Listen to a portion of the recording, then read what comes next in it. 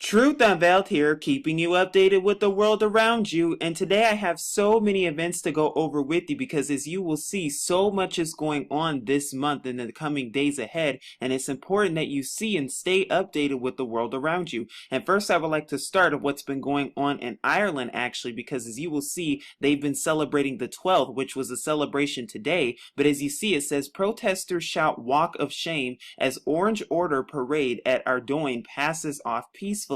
The PSNI hopeful for quiet day, but primed to act if needed. And this comes from the event that happened today with all of the parades that occurred in Ireland today. And it even says members of the Orange Order and nationalist protests, along with the heavy police presence at the Ardoyne shops at the Crumlin Road in North Belfast, as an Orange Order feeder parade makes its way to the city centre for the main 12th of July parade. And that's all that was been going on today and reported today in Ireland as all of the parades. But what I want you to see is that throughout all of this, and this is not just an American problem as we see, but it's a worldwide issue when it comes to parades and different things. We're seeing increased security presence all over the place, and that's all we're hearing about when it comes to parades and different events, especially all of the events that tie into Rio and the Olympic Games, as well as Euro 2016, as I reported back with France a couple of weeks ago. And the reason this is so important is because why are we always constantly seeing increased security presence,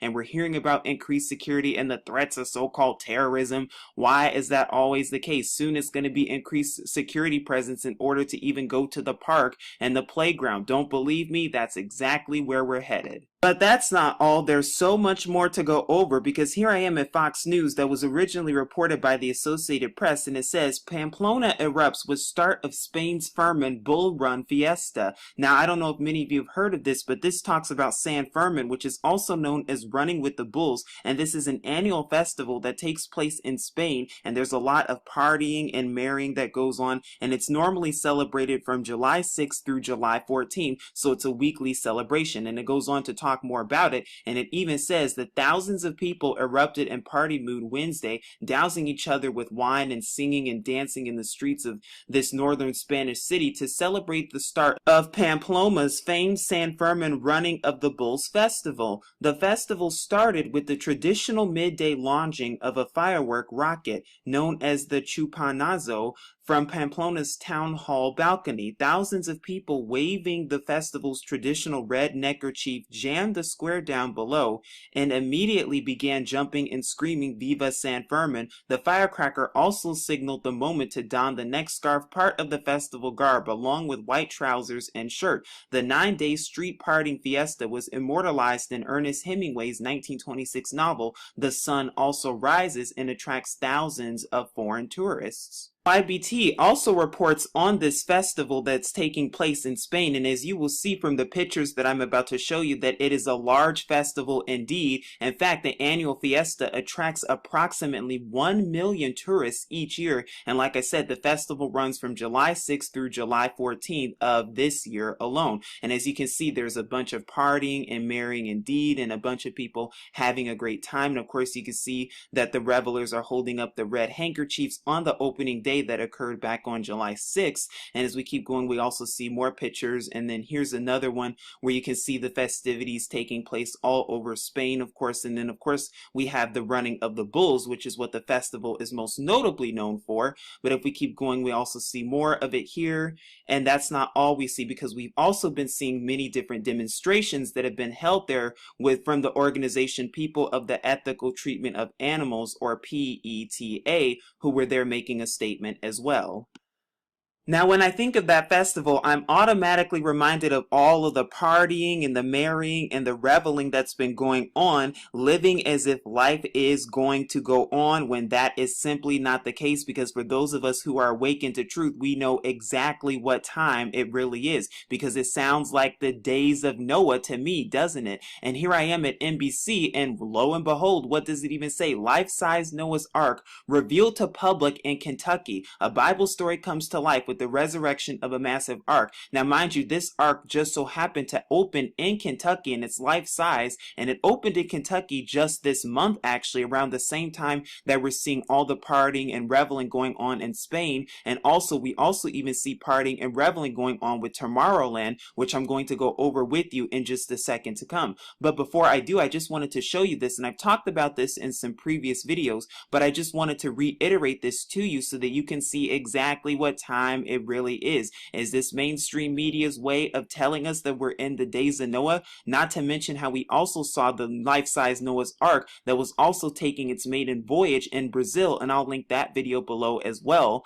But as we see, what are they trying to really tell us? Because even last month, President Jimmy Carter, or then President Jimmy Carter, I should say, even attended as well. But here's some pictures of the Ark, as you can see right here. Now, one picture that struck out to me most actually is this picture right here, where they even tell us and show us dinosaurs, because it even says, children look into a cage containing model baby dinosaurs. The Ark has rankled opponents to say the attraction will be detrimental to science education. But what's interesting is, why are they showing us dinosaurs at such a time as this? Hadn't I been talking about dinosaurs recently? And why is mainstream media all of a sudden very interested in dinosaurs? Very interesting and suspicious indeed. Now, Kentucky.com also reports on the grand opening of the Ark, and as you will see from their website alone, they even tell you that the Ark was open and revealed to the public around July 7, 2016. Now, I thought that was very interesting timing indeed, because that's around the same time that we've been seeing all of the events trickle in Dallas, as well as the protests from Black Lives Matter. And I've done plenty of videos on this. I'll link them below so that you can see them in case you might have missed them. But the reason this is so important timing and very interesting timing is because it's all coinciding with the civil unrest that we're seeing in America, and that we're starting to see ripple effect throughout the rest of the nation in America. Not to mention that, but we also see all of the reveling that's been going on worldwide with the San Fermin festival that has been taking place in Spain. And mind you, this festival is to take place all the way until July 14th. So is it a surprise or a coincidence that all of these events are coinciding around the exact same time? Is this another warning sign? Should we be really looking out for this? What are they really trying to tell us? And speaking of reveling and partying, we also have the event Tomorrowland as well. And Tomorrowland 2016 is supposed to be taking place on July 22nd, July 23rd, and July 24th of 2016. So a few weeks from now. And the reason this is so important is because we see the calls for all the partying and reveling, but we also see what? We see everything about uniting and uniting together, just like uniting into a new world order. Is that what they're subliminally trying to tell us? Because that's exactly what it looks like. And even if you just take a look at their logo for Tomorrowland, you start to even see what looks to be the all-seeing eye right there in front of it.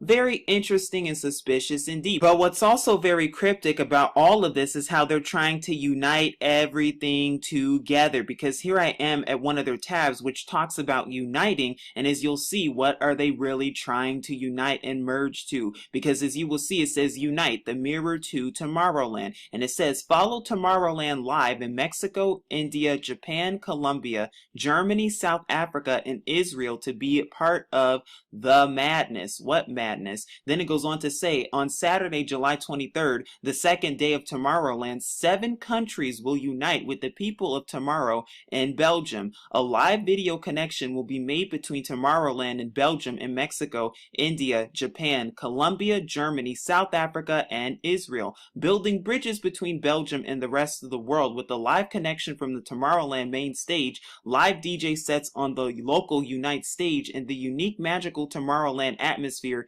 That's Unite, the mirror to Tomorrowland. People of tomorrow, get ready to unite. And that's exactly the message that they have. You can see all of the different unite and all the countries that they're trying to unite and how they're trying to unite the world. But when I look at this, and when I look at the concept of this theme for this year, year and the theme of Tomorrowland for 2016, you start to see that it oddly matches and oddly reminds us of Alice in Wonderland through the looking glass, because if you've seen the movie, they even talk about madness, don't they? And it even says the madness, because the movie's poster even said it's time for madness or something to that effect. What madness are they really talking about? And speaking of uniting, that's all we've been hearing these past couple of days with all the calls of peace and safety, and with Mr. Obama trying to unite America after the alleged attacks with Paris, and then of course the Black Lives Matter protests and all the shootings that have been going on recently. So that's all we've been hearing, as well as Tomorrowland too. But that's not the only event, because I've talked about this a few weeks ago, but I'll quickly reiterate this for those of you who don't know. But this weekend, and this upcoming weekend actually, is Reset 2016, also known as Together 2016. This event is supposed to take place at the National Mall in Washington, D.C., where millions of people who from all different walks of faith and beliefs and religions are supposed to come together. And mind you, the Pope is also supposed to be giving a speech via video. Now, what's very interesting and suspicious about this event is that when you look at the founder, Nick Hall, of it, you start to see that he is the founder of the Pulse movement. Now, I talked about this a few weeks ago, and I'm just going to reiterate it for all of you so that you can see the warning cryptic signs ahead of time. But not only is he the founder of the Pulse movement, where else have we heard the word Pulse? Oh yeah, with the Pulse nightclub shooting in Orlando. Oh, but that's not the only place, because the United Nations has declared 2016 to be the year of the pulses. Oh, just like the electromagnetic pulse. We don't know the day or hour, we don't know the future, but it's important that you see these things. Now, like I said, this event is supposed to take place on July 16th, 2016, also known as 777. And as you can see right here, even from the logo right here, you see the 666. Even though we know the real mark of the beast, I just thought it was interesting and suspicious to show you these things so that you can be aware of them indeed. But we've been also seeing weather phenomena that have been going on these past couple of days as well, most notably the super typhoon Napartak that struck Taiwan a few days ago, because it even says from The Guardian that 6 dead in China as tens of thousands flee the storm. Nearly 2,000 homes were destroyed as storm brings chaos to China's southeastern coast after hitting Taiwan. And notice how the mainstream media, they love using that word chaos, don't they? I wonder why. Order out of chaos. But it goes on to say that a tropical storm in China has killed 6 people with at least 8 more missing, reports said, after super typhoon Napartak lashed Taiwan. By late Sunday, more than 200,000 residents in 10 mainland cities had been temporarily relocated and 1,900 homes destroyed, the official news agency said, citing the Civil Affairs Ministry. The power was cut for hundreds of thousands in the southeastern province of Fujian, while 5 airports were closed and hundreds of high-speed train journeys were canceled, and this was reported by one of the newspapers there back on Monday, so just yesterday.